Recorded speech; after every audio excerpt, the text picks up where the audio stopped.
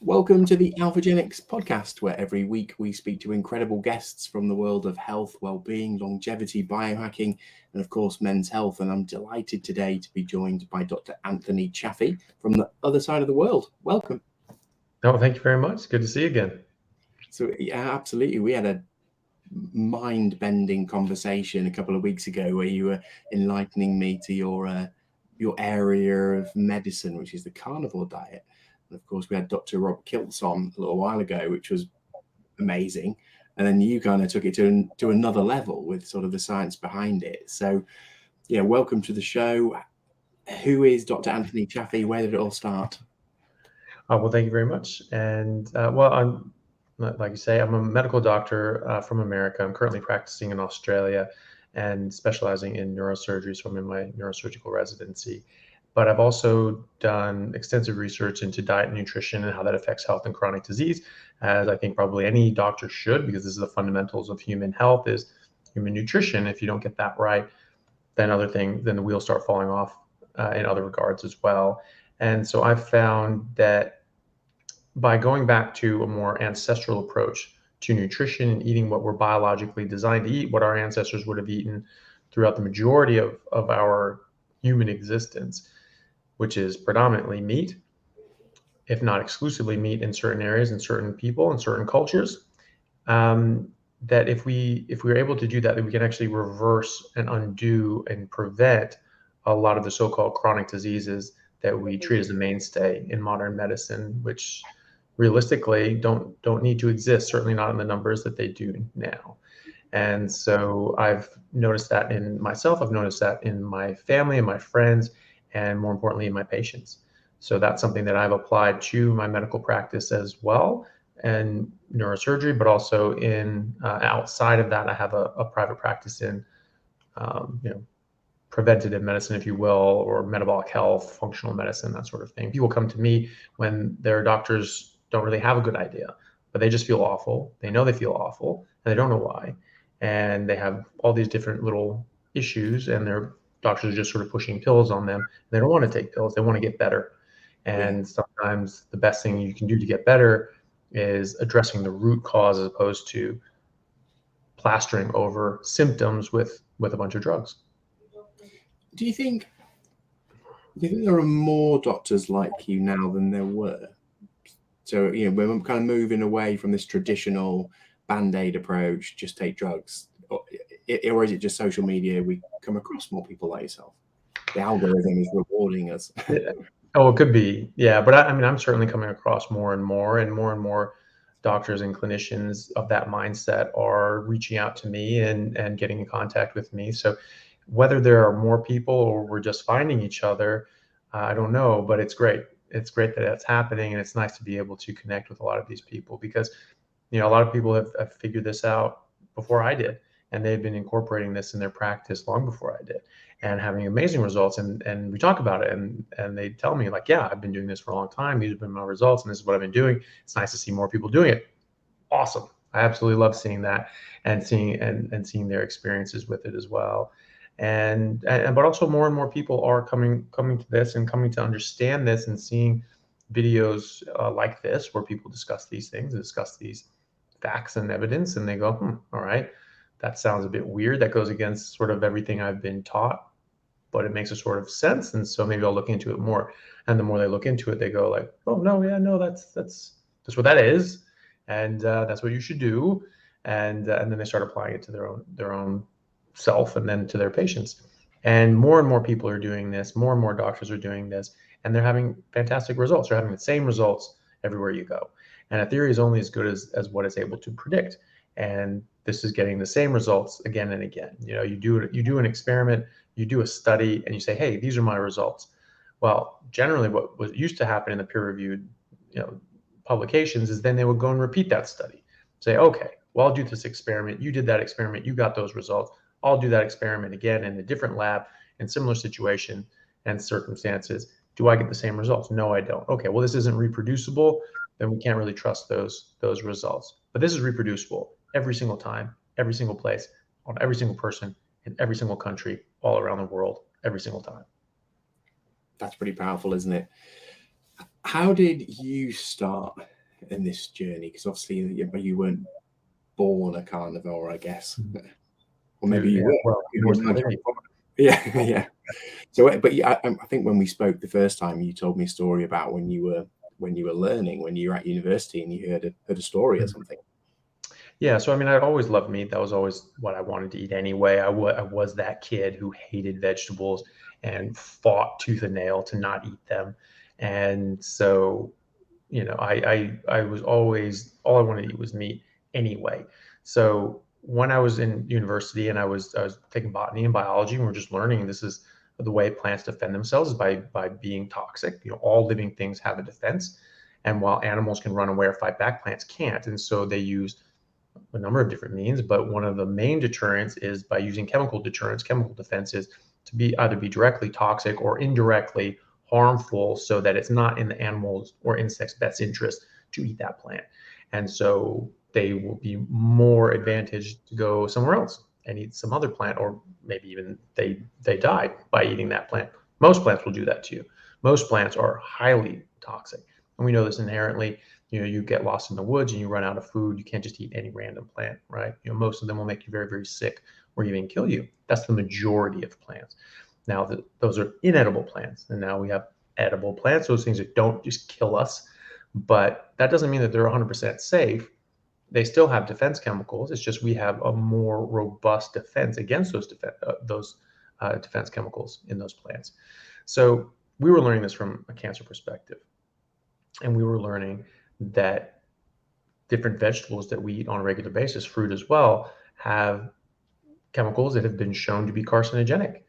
And so, we were learning that, and we found that, or we were taught that Brussels sprouts had 136 known human carcinogens, that mushrooms had over 100, and that spinach, kale, lettuce, celery, cabbage, cucumber, broccoli, you name it, they all had dozens, if not over 100, known human carcinogens, and they were actually quite abundant. There's research going back as far as the 1980s, probably before, but specifically with Professor Bruce Ames from UC Berkeley, showing that there were 10,000 times more naturally occurring toxins and pesticides in the vegetable itself than the pesticides we were spraying on these crops by weight. And that mushrooms, for instance, like just white mushrooms, normal mushrooms that people eat, were 500 times more likely to cause cancer than the pesticides that we were spraying on them. In this case, ALAR. That's the one they tested in that study. Wow. So we were like blown away by this. We were all very shocked and taken aback. And I remember everyone was just looking around wildly, like this has to be a joke. Someone must be in on this. And no one was. And it sort of dawned on us, it sank in that like, oh my God, this guy is serious. And everyone's muttering and like, oh, what the hell's going on? Yeah. And I remember it just dawning on me, like, okay, this guy's serious. And I thought to myself, well, but vegetables are still good for you, though, right? Because this is what you're taught your entire life, and so this is that level of cognitive dissonance. You're seeing direct evidence that no, they're not good for you, and yet you're like, oh, but they have to be. And so, just to hammer this point home, my professor just sort of gave us a funny look, and he said, "Yeah, I don't eat salad.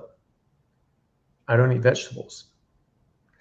I don't let my kids eat vegetables. Plants are trying to kill you." I was like, right, forget plants. And I just stopped eating them, went to the grocery store that day, and I was like, well, what the hell do I eat? Everything's a plant. Everything has plants in it. It's either is plants or it has plants in the ingredients. And so I was just walking around just aimlessly, and I was just like, what do I eat? And I came across some eggs, and I was like, okay, eggs. I'll get some eggs. Eggs don't come from plants. I'll get some eggs. And meat. Meat doesn't come from plants. I'll get some meat. And so I just started eating eggs and meat. And that was it. That's all I wanted to eat anyway. And now I was looking at all the different things that I couldn't eat. Oh, I can't have that. Oh, I can't have all that. Has plants. That has plants.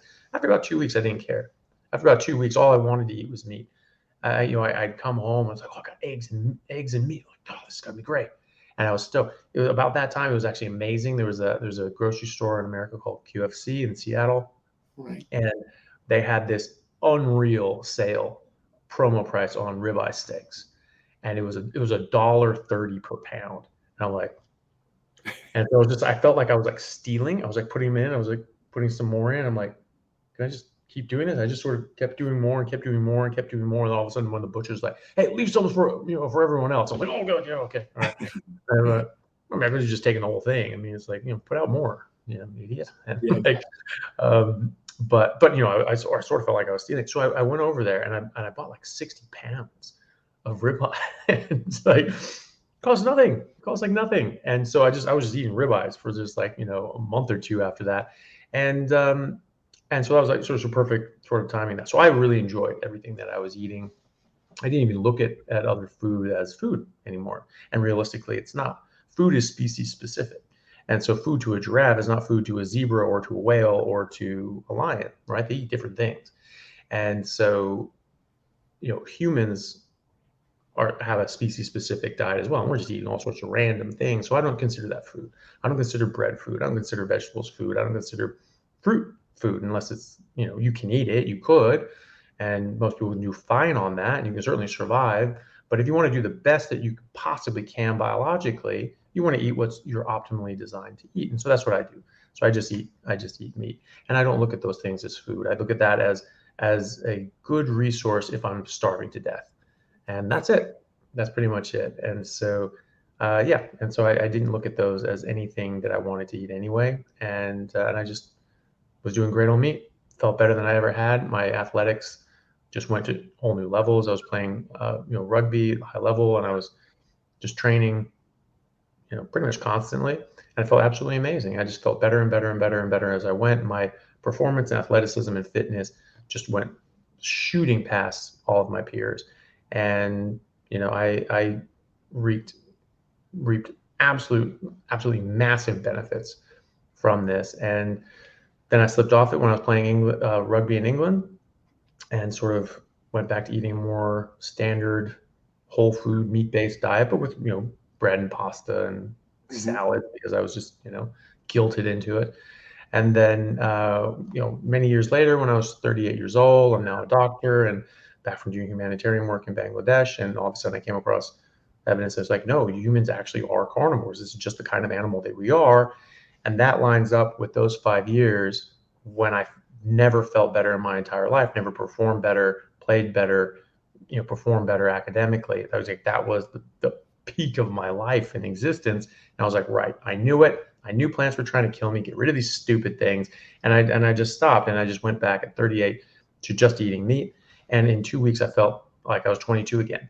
And I felt amazing. I'm like, right, I'm going back out to play rugby. And I started training with my team back in Seattle, which had gone professional, the Seattle Seawolves. And I felt amazing. And I was at a dead sprint playing with training with these guys who were playing professionally, and they've been trained the whole time I was gone in Bangladesh. I hadn't played a full season in 3 years, and because I've been working as a doctor, and and I felt fantastic. I was just step for step with everyone, and it was like I'd been there the whole season, and I was 22 again.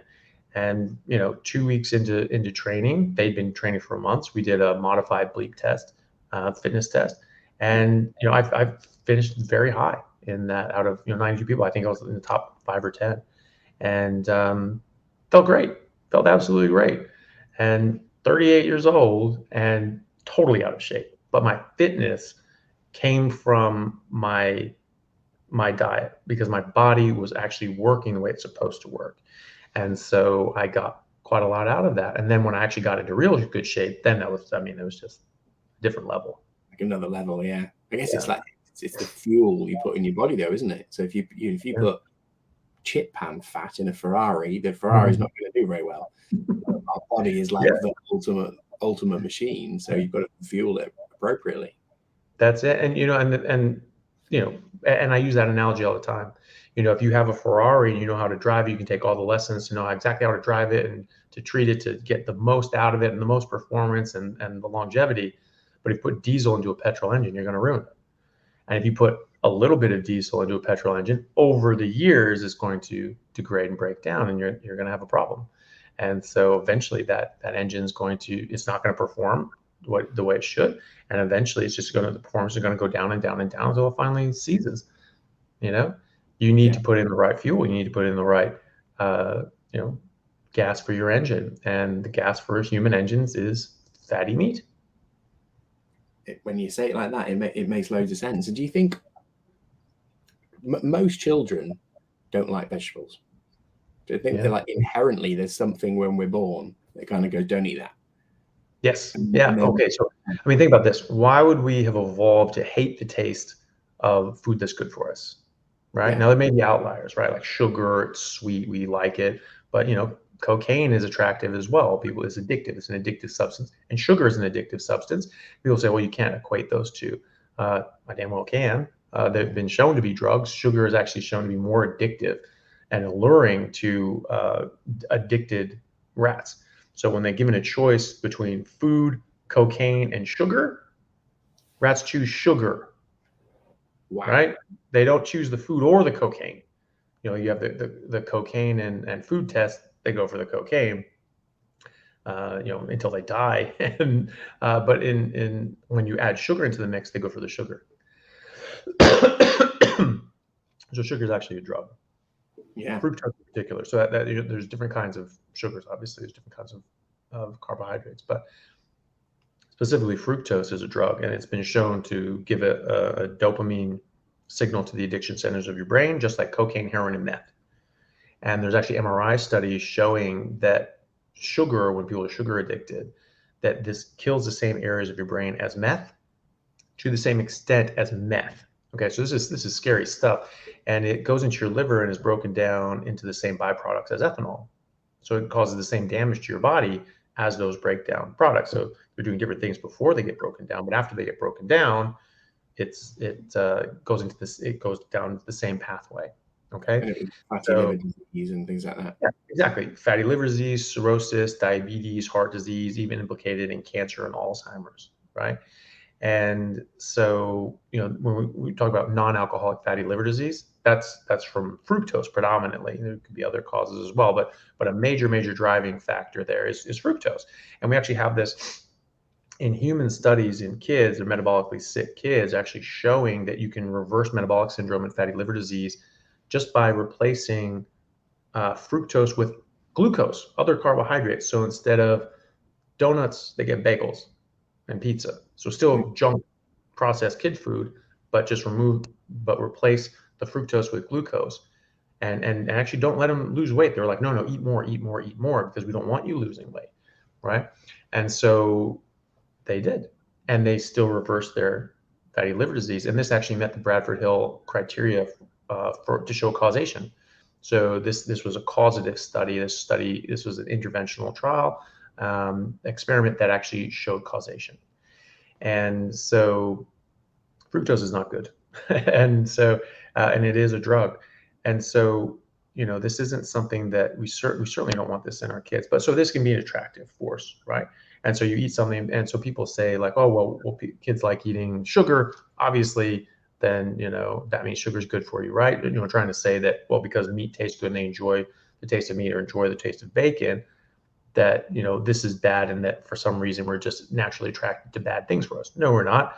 But we are attracted to drugs, and fructose in particular, we find that very, very sweet. It's thought evolutionarily that this is because there isn't anything in plants that contain fructose that is acutely poisonous to us, that will kill us that day, that will be so toxic that we die that day. But that doesn't mean that it's safe long term. That doesn't mean it's safe overall, and that doesn't mean it's not a drug. It just means that it gives us a quick hit of energy, and we recognize that as safe and something that we can use to our benefit. So that's an outlier. But if something tastes bad, that's a visceral response that your major organs, your tongue and your brain, are telling you and warning you that there's a problem here, right? Why would we hate the taste of something that's good for us? Deer don't go around eating the shitty tasting leaves. They don't have a health coach going around telling them, I know these ones taste like shit, but they'll look great on your ass. They don't do that, right? They eat the leaves that taste good. Cows eat grass because it tastes good. You ever seen a cow eat like really green grass? Its eyes are bugging out. It's like, oh my God, it's just chomping voraciously. It's actually really kind of cute to see. They love it. And so, that's the thing. You're getting positive feedback from your body saying, hey, these nutrients are good for you. Now, the difference between positive feedback for something that's good for you and something that's a drug is that the positive feedback from something that's good for you, like meat, like bacon, is that you'll get positive feedback, and that will gradually get less and less and less. until you get to a point where you don't actually get any positive feedback and you don't really enjoy it and you naturally want to stop and you cut yourself off. Whereas with sugar or cocaine or heroin, the more you do, the more you want to do. Yeah. And then you stop doing it, and you start going away from it, and now you get cravings and you want to go back to it. So it's that's the difference between a drug and getting positive feedback for something that's good for you. But if something tastes bad, something's bitter, that's your brain and your tongue, which are sophisticated machines, recognizing harmful chemicals and telling you in no uncertain terms, this is bad for you, spit it out, which is why that's your initial reaction. Something tastes bad, and you want to spit it out because it tastes bad. You don't want that in your mouth. And kids don't want that in their mouth. And they're much more in tune with their genetics and their biology. And so they're drinking milk, thinking everything's great. And then here you go, giving something, oh, that's what mommy's eating. Oh, okay, I'll try that. I'm like, oh my God. And their face just turns and curdles and they hate it. And there's videos all over YouTube, which are hilarious of kids just being forced to eat vegetables and just hating it and crying and being very upset. I was that kid. Yeah. And I remember this, and I remember hating the taste of it. And that should tell you something. You know, if it's bitter, if it's bad, if there's a rough taste that you don't enjoy, if a kid doesn't enjoy it, you should really think twice about eating that and whether that's safe. Yeah. I don't think anyone in the history of the world has ever eaten a Brussels sprout and gone, yeah, that's lovely. Yeah. and Yeah. 136 carcinogens in it. Exactly. Yeah, and that's the thing. I mean, that's the classic one that kids hate is Brussels. Yeah. Brussels. I don't want to eat my Brussels sprouts. You know, they hate them, and you know, I mean, now they can cook them and grill them and put cheese and butter and salt and spice and all that sort of stuff. Like, oh, and they still taste gross. By the way, I've had them like that, and I sort of insulted my brother. Not meaning to, but he brought these things over and I sort of, I was like, oh, these are gross. Like Brussels is like, you want to do something nice and bring something healthy and that still tasted good. It wasn't healthy and it didn't taste good. So I didn't react well to it, but that's the thing. If you're sort of preparing, boiling it or doing whatever, steaming it as they used to do, it didn't taste good. And certainly raw tastes horrible. Yeah. And very, very bitter. And that bitter taste is a warning. It's telling you, hey, there's something toxic there. You shouldn't eat this. And you should listen to that. And then we cover this over with butter and cheese and other, fats and seasonings that do taste good to us. And we're somehow thinking that actually means that the nasty taste underlying it is good for us. And you do that too.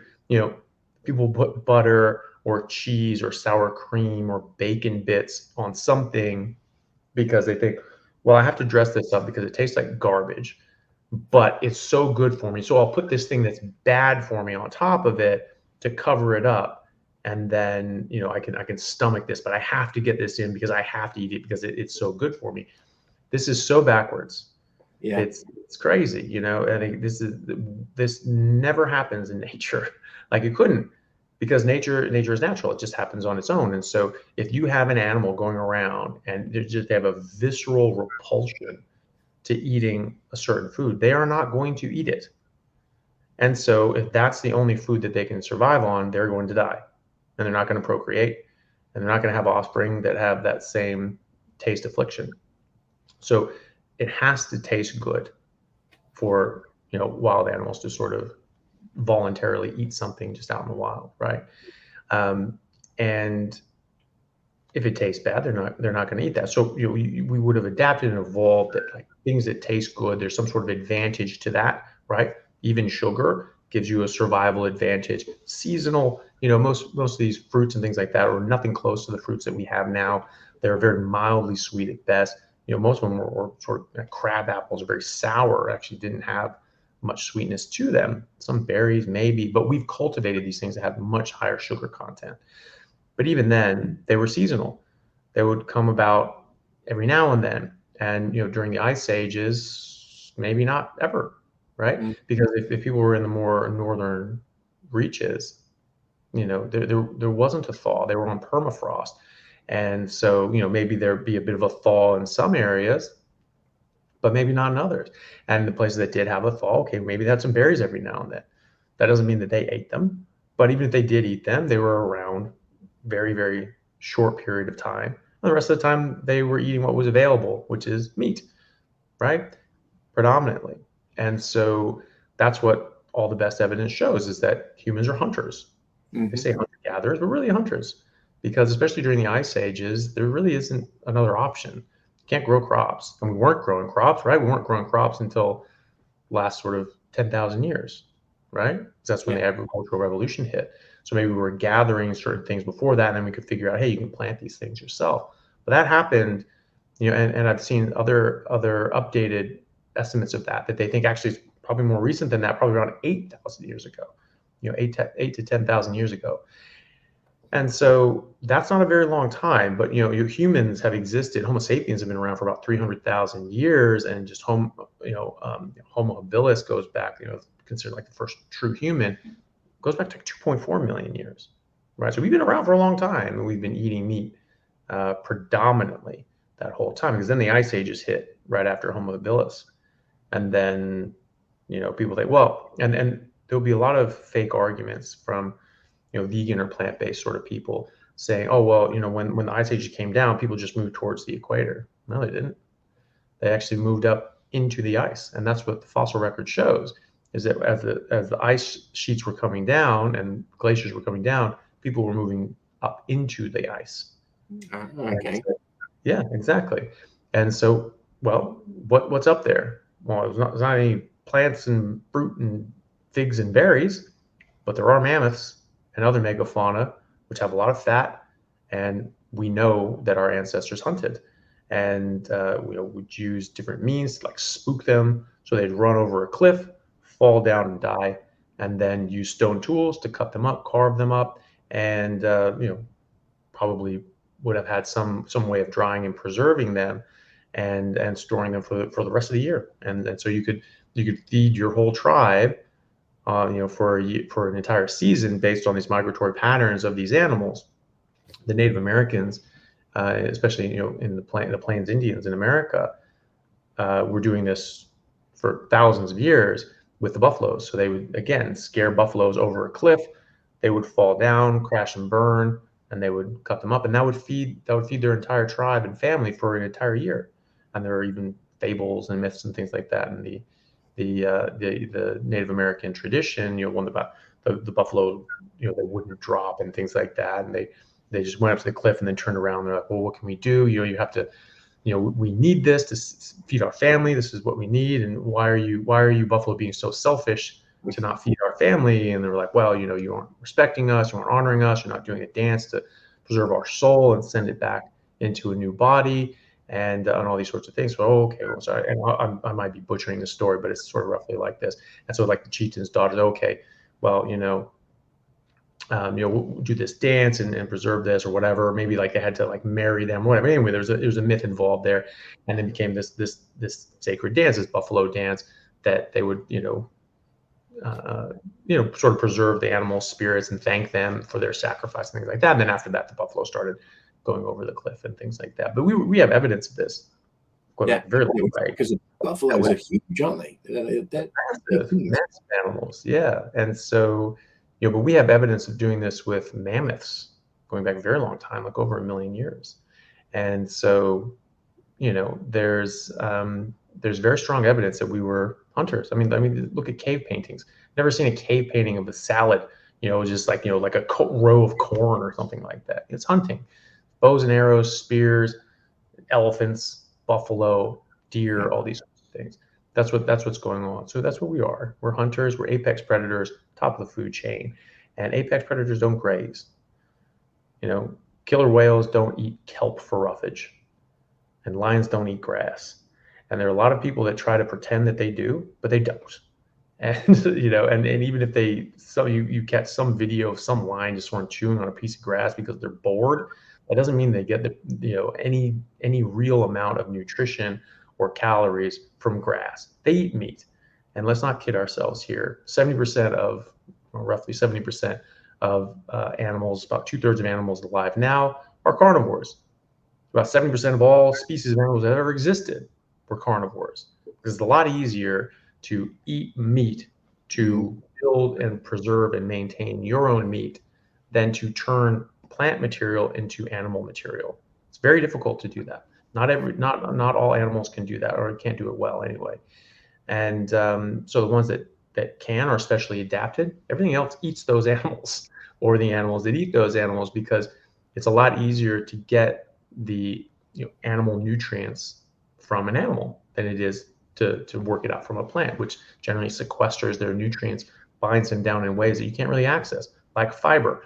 No vertebrate animal can break down fiber into glucose. It's just glucose. We make starch, we make glycogen, we have blood sugar running around, fine. They have glucose, but it's sequestered in ways and bound up in ways that we cannot break the bonds of. And so animals that do eat fibrous plants and get the majority of their nutrients from that, they don't break it down either. They cultivate specific bacteria in their gut, very complex digestive systems that can break these things down. So it's the bacteria that eat the fiber. And as a waste product, they produce short-chain fatty acids, which are 100% saturated. And then the bacteria die off and they get digested and absorbed as protein. So even gorillas that just eat green leaves, they get about 70% of their calories from saturated fat and the rest from protein, maybe a bit from carbs. And cows actually get closer to 80% of their calories from saturated fat. So fat is what makes the animal kingdom go around, saturated fat. And protein makes up the rest of it. So if you can't get fat and protein from plants, well, you need to get it from another source, and that's us, unfortunately. It's not nice that we have to kill things. It's not nice that something has to die for us to live, but they do, especially for us to live well and for our kids to live well. And so that's just a reality that we have to live with. And so, it's, well, I mean, I was looking at one thing. It was actually from a book. What was it called? It's called like The Evolution of Human Nutrition. Mm-hmm. And there was a picture, very interesting. I had the picture of, a Paleolithic man right before the agricultural revolution, and then all the changes and developmental changes to the skeletons found directly after agriculture, right? So the same time period, right? But one had agriculture, the other didn't, or just right before it. So around 10,000 years ago, you see this. On average, they shrank by 5 inches. So on average, they went from 5'9" to 5'4", right? And they had smaller heads, smaller brains, crowded teeth, smaller jaws, bunch of cavities. The other, pre-agricultural did not have any of those. Big, wide jaws, straight teeth, no cavities, right? And they were taller, like I said. They also, the post-agricultural skeletons also had a lot of signs of poor wound healing. They had signs of like tuberculosis, and like spots in their spine and other areas of their body. They had areas on their bones that looked like they were poorly healed wounds and fractures, things like that. So they had stunted femurs and things like that. That like these were all just signs of poor nutrition, right? And this is when they're eating more plants, right? By definition, they're agricultural at this point, as opposed to predominantly hunters. And so and that's going from like the hunter-gatherer ancestors, who probably were sort of eating more forage and things like that, because the megafauna were gone. They were extinct now. And so we didn't have our primary resource. So we had to sort of go to maybe breeding cattle and herding and making dairy and doing all these sorts of things. So not even our optimal nutrition, just sort of doing the best that we could. And then you're sort of fleshing these out with grains and other sorts of plants and things like that.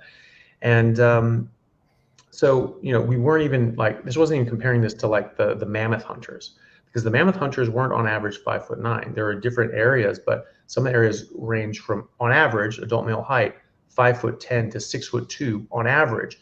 And there are some areas that actually were as high as 6'4" on average, right? The average height of a population denotes the average health of a population. The average height of the adult American male now is 5'8". China, I think, is 5'6", and Mongolia is 5'4", right? When we were hunting mammoths, it was 6'4". Massive, There's a isn't it? Yeah, there were studies looking at the Plains Indians, the Native Americans, who were doing these buffalo drops and who were, just eating meat, basically. Maybe had some berries and something otherwise. The vast majority of their diet was meat and pemmican made from buffalo for most of the year, because they, crash and burn a whole, big chunk of these buffalo, and they preserve them, dry them, mix them with tallow, and they make pemmican. That's what they would eat the rest of the year. And maybe they'd hunt or whatever, but that was predominantly what they would eat. And they found that this was a study, it was a more recent study, it was in the last sort of 30 years or so. They found that the Plains Indians during that time were the tallest human beings on Earth. How tall were they? Well, I mean, averages change, but I mean, like over 6'4" on average. I mean, some of these guys were like pushing 7 feet tall.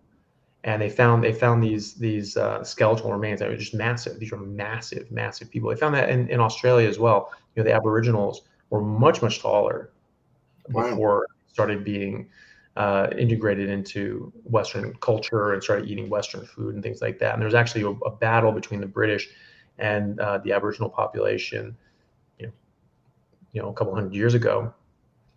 And they found like these skeletal remains there. They found like the forearms of some of these guys were longer than the British soldiers' full arm. Their forearms. These are massive, massive people.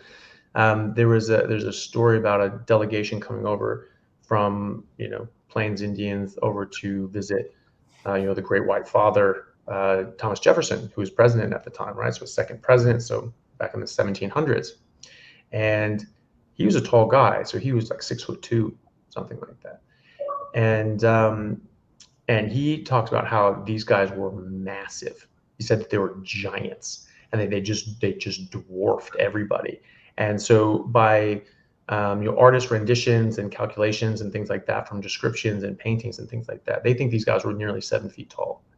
Wow. They were just massive, massive, massive people, And so, that's the thing. It's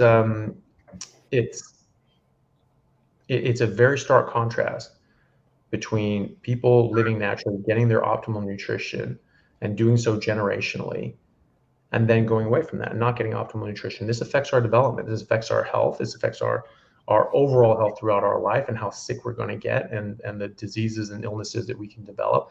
But it also affects our brain size and how good and robust our nervous system is and our body is and how tall we get and how strong we get and all these different sorts of factors that really break down when you don't get proper nutrition, especially during development. Wow, it's amazing. So what about frequency of eating as well? Because you mentioned about apex predators, they eat meat, and I'm thinking about a lion in my head, and they run as fast as they can, catch something, eat it, but then they sleep for ages. They're not catching 3 antelope a day. Yeah. So is there a correlation there, or I think so. Yeah, I mean that it's normal for predators and hunters to get a kill and to eat, and they just sort of eat that up and rest and sleep and things like that, and naturally just go to sleep.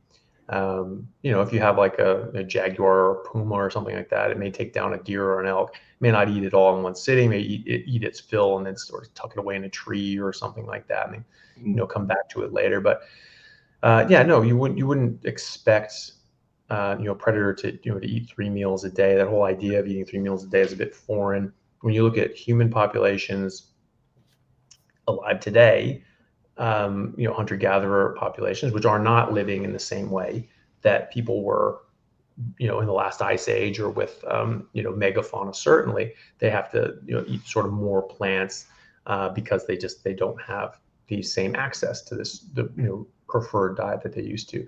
But even then, they would sort of hunt and do these sorts of things. They may not eat for several days at a time, and that's normal. Like, yeah, you don't need to eat every day. Why would you need to eat every day? And you go out, you hunt, you get this sort of thing. You guys eat, and everyone feasts, and everything's great. And then you just go about your business, doing other things. Your life isn't hung up with just constant meals and now I have to hunt, I have to do this, I have to meal prep, I have to feed this, I have to eat breakfast, eat lunch, I have to bring this for dinner, I have to bring snacks, I have to do this. Like our lives are obsessed with food, and that's all we do all day. We don't actually get a chance to live our life, and we surround our life with eating food. Like all our social activities are all around food. We meet people for coffee or lunch or brunch or dinner or breakfast. I mean, it's just like that's what our lives have become. We're just eating, eating, eating, eating, eating. That's because we're eating the wrong thing, and we're not getting proper nutrients. Our bodies and brains are starved for nutrition, and these things are disrupting our normal hunger signals and making us think we're starving to death when we're actually not.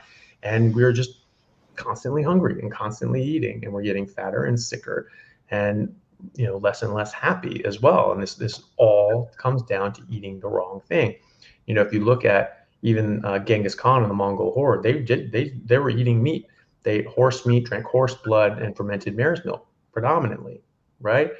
And they were, again, on average, massive. They were like these big bastards, and some accounts be as tall as 6'4". And a lot of these books on Genghis Khan and how he changed the world, because he took over the largest contiguous empire that's ever existed. And the only thing that's eclipsed it for landmass is the British Empire, and that's obviously has different spots all over the globe at its peak. This was the largest contiguous empire ever, and they controlled this on essentially a carnivore diet, certainly a meat-based diet. And there were so many accounts about how much healthier they were, how much more robust they were than like the Chinese peasants and the European peasant fighters that they were fighting. And they just chewed through these things. It just went through like hot knife through butter, because they were so strong, so dominant, so healthy. And the peasant armies were just being fed gruel, and they were weak, and they had sicknesses and malnutrition and all sorts of things. And if you read a book on Genghis Khan, like they go into this, they go into that in detail. And they also talk about what a huge advantage it was, because they didn't have to stop and cook meals 3 times a day. So they can move very fast. They can move their armies very, very fast. And they often wouldn't eat for 5 days. They wouldn't have any campfires, cook fires. It'd just be black. You had no idea where these guys were. Normally, you could see this big army coming because of the campfires. Okay, all right. They're 2 days away. Oh, this is how fast armies move. No, they had no idea where these things were, and then bam, they're on you. And so, it was chaos. It was like not a great time to be on the other side of the equation there. Yeah. But they would, in these accounts, they would talk about how they would routinely go 5 days without eating. And then they'd eat 10 pounds of horse meat and go do it again, just ravage the countryside, So yeah, it's perfectly fine to, eat less often. And when you're eating high density nutrition, you don't need to eat as much or as often. And so I find that if I eat, a big fatty steak, that I'm really not hungry for like 24 hours after that. Mm-hmm. And, I had a big steak last night. It's been well over 24 hours now. I made another steak because I was just like, okay, I just do it. It didn't sound too interesting to me, but I made it anyway. I started eating. I'm like, I don't even know if I need to eat it all today. It tasted all right, but it didn't taste like, oh my God, this is amazing. Well, normally when I'm hungry and I tuck into a steak, it's the best thing I've ever eaten in my life, because I'm getting that huge positive feedback. Right now I'm getting a very mild positive feedback. It's like, yeah, it's okay, but it's not all that interesting. So I actually haven't finished it. I sort of had, a few bites, and that was sort of it. And I'll maybe finish it tomorrow, but that's a very normal thing. And especially when people are losing weight and they have excess body weight, you're going to prioritize your fat stores and try to use those first. So you may not actually eat all that much, and it's okay. Mm-hmm. As long as you're eating as much meat tastes good, you're eating meat as long as it tastes good to the point that it stops tasting good, you can listen to your body. Sometimes that's a lot more than we expect. No, I shouldn't eat that much. If your body's telling you to, it's okay. Yeah. And, as long as you're not eating carbs and sugar and things like that. And if your body's telling you just don't do it, don't do it. It's totally fine too. Yeah, that makes sense. I did a 7-day water fast a few months ago, and it was fascinating because I didn't get hungry for about 4 days.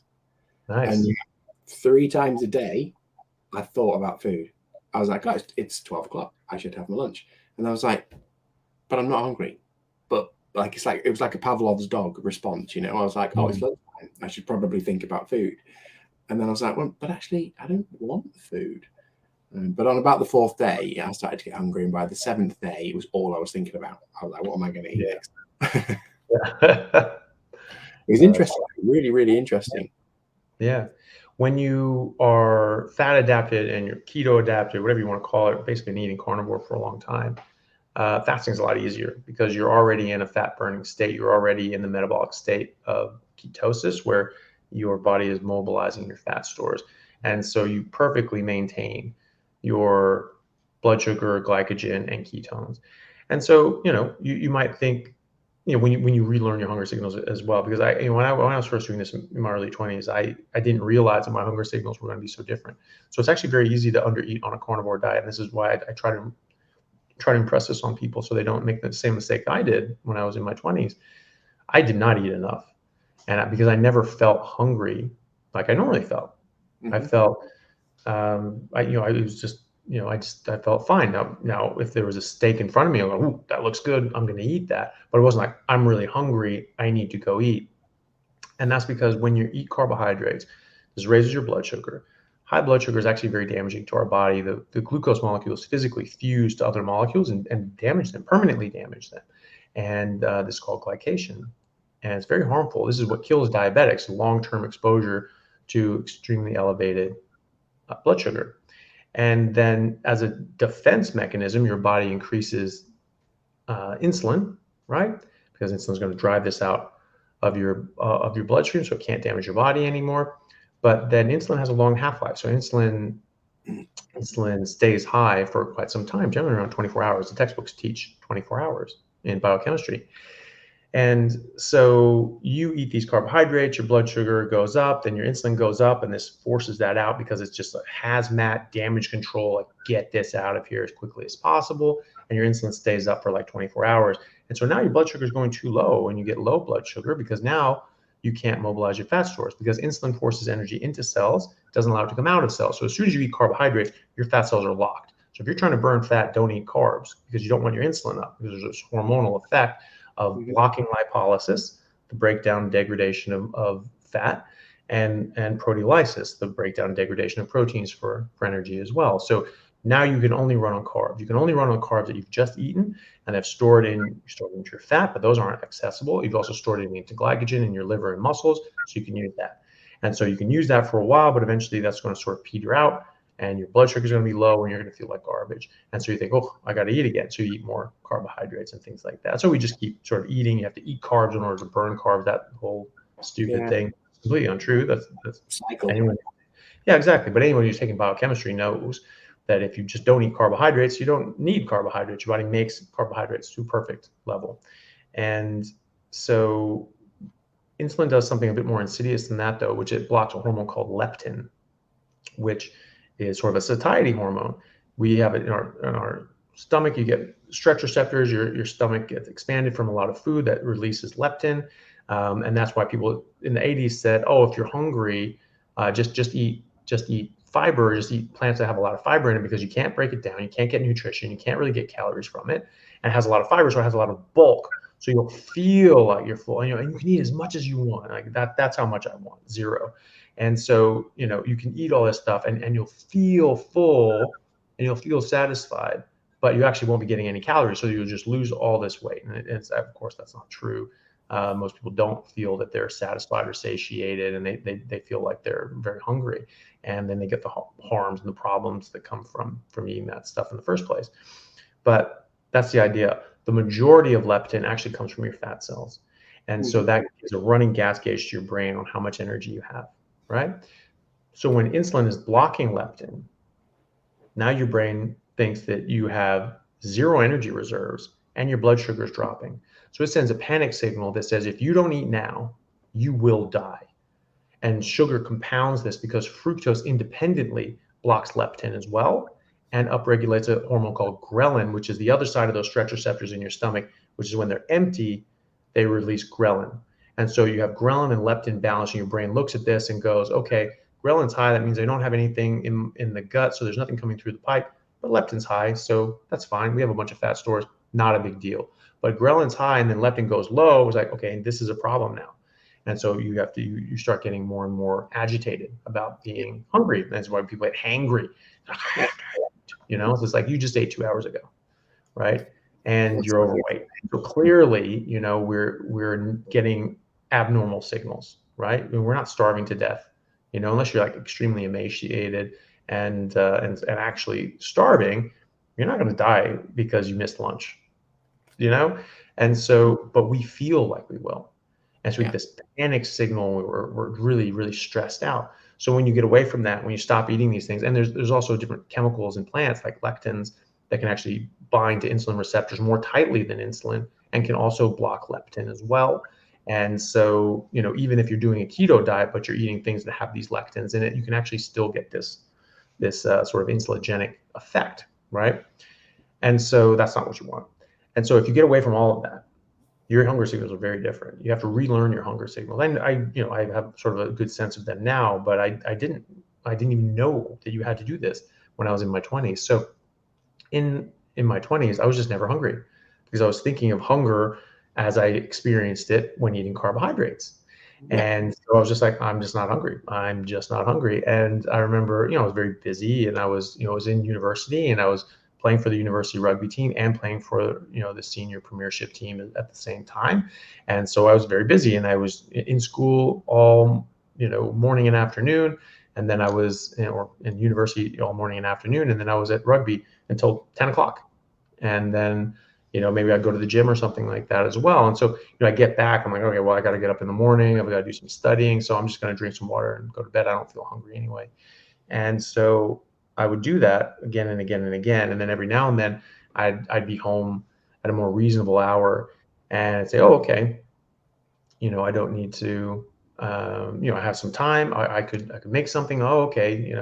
And I was like, yeah, I should probably eat today. I was like, I don't really feel hungry though, but I should probably eat because I didn't eat yesterday and I didn't eat the day before. Like, did I eat the day before that? And I was like, okay, I need to eat something. This is stupid. And so, I'd make a whole bunch of eggs and ground beef and steaks if I had them, and they would just taste amazing. And I just loved them, and I had that positive feedback, but I didn't recognize that at the time as being a hunger signal. And so I ended up not being able to feed my body properly, not being able to nourish my body properly. So I was getting all these gains and getting more and more fit, more and more dominant in my sport. And then I hit a point so I was every time I trained, every time I played, everything, I felt myself getting better and fitter and stronger and faster. And it was just this great feeling. I just could feel myself just climbing this ladder of excellence.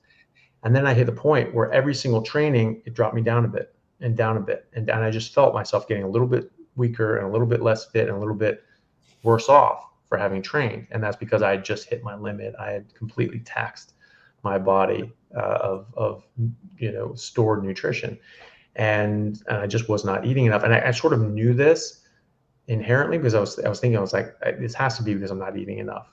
I need to eat more. I'm not eating enough, but I'm just not hungry. I'm just not hungry.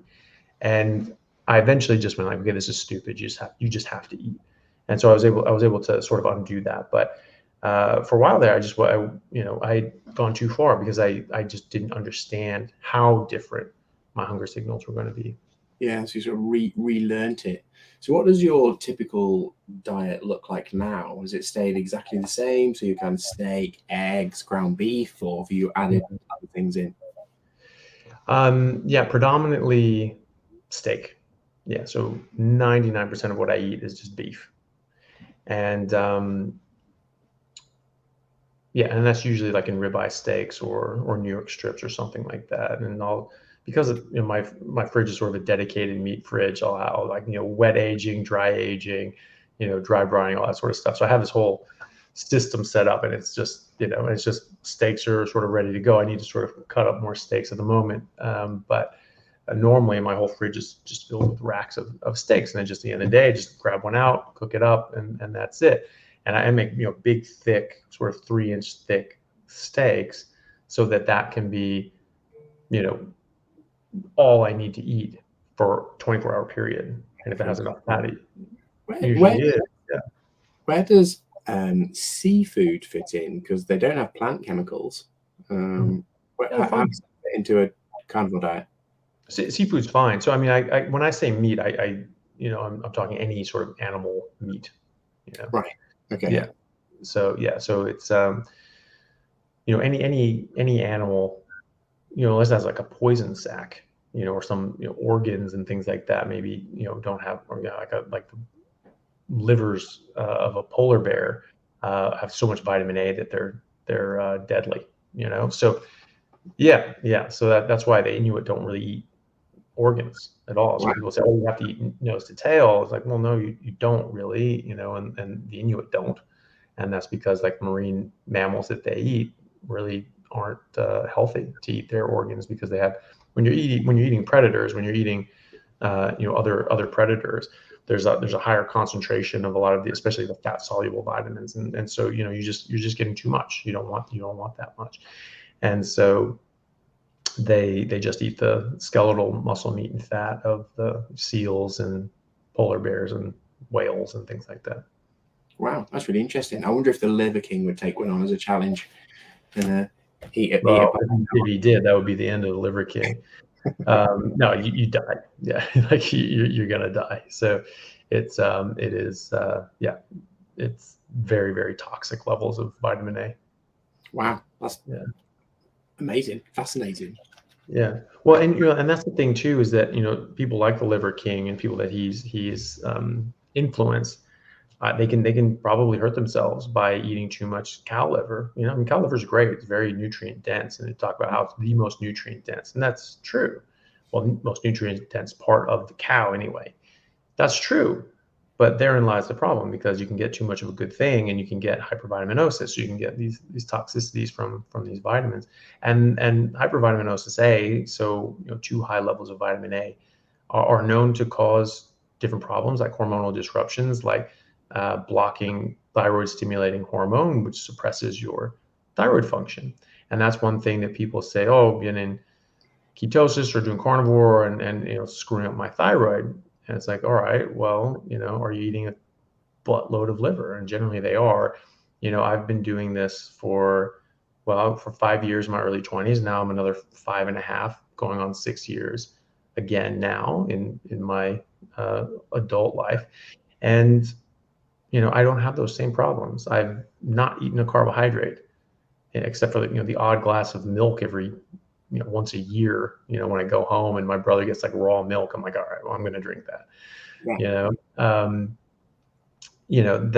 That's it. I haven't had exposure to these things in years and years and years. I've never had the problems that these people express. And the only difference that I've seen between us, between myself and the long-term carnivores, like entire civilizations that are carnivore or eating no carbohydrates their entire existence, generation after generation, the only difference that I can find is that these guys eat a lot more organs, and a lot more organs than you would find in proportion to the animal in nature, right? You take down a buffalo, this thing's got thousands of pounds of meat on it. It's got one liver, right? So that's going to feed you as an individual. You can put that in your freezer. That's going to feed you for 2 years, right? And it's got one liver that whole time. So that's how you need to think about the proportionality. So this is going to have hundreds of pounds of skeletal muscle meat and fat to every 1 pound of liver or so, but it's going to have a lot to a little. So if you are eating, equal portions of skeletal meat with organ meat, like you're doing that out of proportion. That's not what you're going to find in nature. If you're hunting, you're getting an animal, you're not going to be eating like that. Native Americans, maybe they ate some liver, maybe they ate some of these organs, but a lot of times they'd field dress the animal, and they'd actually sort of get rid of a lot of these things and actually cut off the hind legs and leave those up as a sacrifice to the the spirits as a thank you, and they'd truck back the rest of the animal, which that's where the higher proportion of fat was as well. And I'm sure they probably kept some organs and things like that, but they didn't necessarily take it all back. They dressed the animal, skinned it, gutted it first, then cut the hind legs off, and then tracked the rest of it back. So they took back the parts that were most important to them. And maybe they took the liver or something like that, or some of the organs. However, there was still only one liver for that whole carcass, right? So, I don't have a problem eating liver. I don't have a problem with people eating liver. I've only eaten liver maybe 3 times in the last decade. I'm doing fine. But, especially if you're coming from like a standard diet or a plant-based diet, you're going to be nutrient deficient. So liver's your best friend at that point, right? If you're eating sort of just a standard mixed, diet that's very nutrient deprived, then liver's a really good idea, and I would highly recommend it, and that will catch you up and keep you more nourished. But if you're eating just a meat-based diet and you're just eating predominantly meat or exclusively meat the way I do, yeah, you really don't need that sort of stuff. I really haven't found too many people that are doing it like this that need to eat more liver. I've seen all of 3 people now out of the tens of thousands of people that I've spoken to that are doing carnivore actually correctly and just eating, a lot of fatty meat to their to satiation, and they seem to have a bit low folate, not all that low, but it was low. And so those people, I would say, have some liver. Problem solved. Most people don't need that. Most people get plenty of folate and the rest of the vitamins and minerals just from eating normal meat. But if you need to eat a bit of liver, eat a bit of liver, but eat a bit of liver. Don't just eat tons and tons and tons of liver because of people like the Liver King who are selling liver products. Like, come on, people! Like this is an ad. Yeah. This is nothing else. Being surprised if you go and see a carpenter and he suggests you have something made out of wood. Yeah, exactly. Yeah, exactly. Yeah, what you need is a dick. Like that's exactly. Yeah. Well, I feel like we could just chat forever and a day. It's been like super fascinating. I've loved listening to all of your insights into the carnivore diet. If people want to get hold of you, they want to follow you, learn more about it, where's the best place? So my YouTube channel is just Anthony Chaffee MD. That's where I put all my podcasts and my videos talking about the carnivore diet, interviewing other experts in the field and getting their point of views on things. Maybe their niche, so professors in biochemistry who study insulin, its effects on the body, cancer biologists, from the U.S. at the university level, and many other doctors and researchers, and then people that have talked about their exceptional experiences with this way of eating as well, and then just going through a lot of the science and the data and the literature, talking about different things that people are worried about, like cholesterol and heart disease. Is that a problem? No, it damn well isn't. And there's a lot of very good evidence for that. So I make videos on those sorts of things and things talking about autoimmune diseases and conditions which are extremely benefited by going on a carnivore diet. And there's reasons why. And so I do all those on YouTube. And I also so that's just my name, Anthony Chaffee MD. And that's also my Instagram is Anthony Chaffee MD. And that's one of my main social media hub there. And I I post when I'm doing a new video or something like that on YouTube. And then just my podcast that anyone can find on any podcast station, which is just called The Plant Free MD. And that sort of harkens back to that when I just said, no plants, don't want them. Love it. Absolutely fantastic. Well, thank you very much for that. Enjoy the rest of your day, and no doubt we'll speak again very soon. Looking forward to it. Thank you so much for having me. Take care.